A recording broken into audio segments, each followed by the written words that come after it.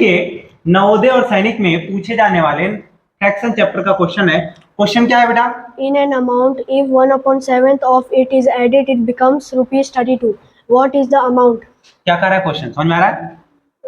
नहीं हाँ नहीं नहीं बेटा, क्वेश्चन को ध्यान से पढ़ो। क्या कर रहा है कि इन एन अमाउंट, इफ एक अमाउंट का यदि 1/7 सेवेंथ पार्ट जो है वो क्या कर रहा है, of it is added to becomes, अगर ऐड कर रहे हैं तो क्या आ रहा है 32 आ रहा है। मतलब ये किसमें क्या क्वेश्चन बोल रहा है, बोलो राधे श्याम क्या बोले? हाँ क्या बोलो बोलो बोलो।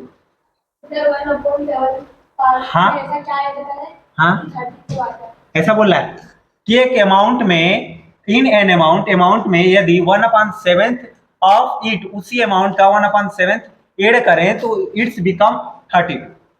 ऐड करने के बाद 32 आ रहा है। तो अमाउंट क्या है?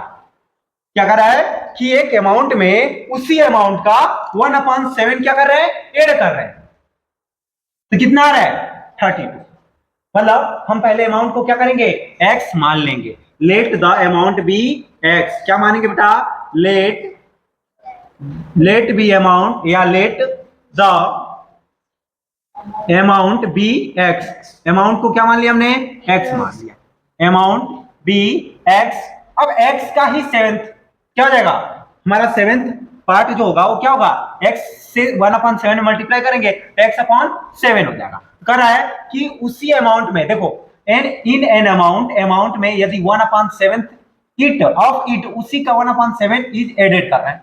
तो मतलब अब हम x में ही क्या ऐड कर रहे हैं, 1/7, मतलब 1/7 इंटू एक्स, उसी का ना, उसी का सेवेंथ पार्ट ऐड कर रहे हैं तो क्या आ रहा है 30। तो अमाउंट क्या होगा, यही सबका क्वेश्चन बन गया। क्या करेंगे, पहले मल्टीप्लाई। देखो x हम डायरेक्ट लिख सकते थे आप x/7, लेकिन नहीं लिखा क्योंकि आपको समझ में आना चाहिए कि जो भी अमाउंट होता है उसी का बोला है तो उसमें मल्टीप्लाई होगा, ठीक ना। तो x/ यहाँ कुछ नहीं तो 1 प्लस ये ऊपर के ऊपर मल्टीप्लाई हुआ तो x/7 इक्वल टू 30। अब इनको एलसीएम लेंगे, एलसीएम क्या आएगा 7, 1 और 7 का एलसीएम 7।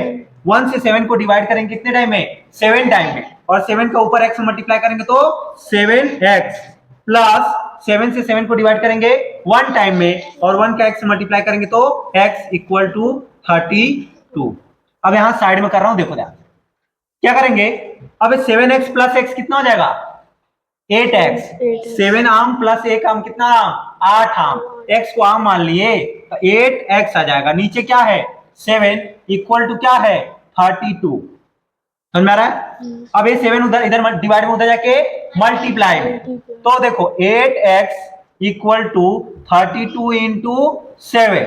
तो x इक्वल टू, ये x और 8 के बीच में क्या है मल्टीप्लाई, उधर जाके डिवाइड, तो क्या हो जाएगा 32 इंटू 7 अपॉन में 8। समझ में आ रहा है?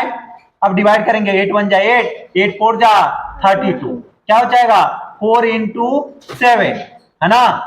x इक्वल टू 4 इंटू 7 और 7 4 जा 28। क्या है वो नंबर, क्या है 28। कहीं दिया है ऑप्शन, ऑप्शन ए 28 वो नंबर है जिसका 1/7 28 में ही ऐड करेंगे तो क्या आएगा 30।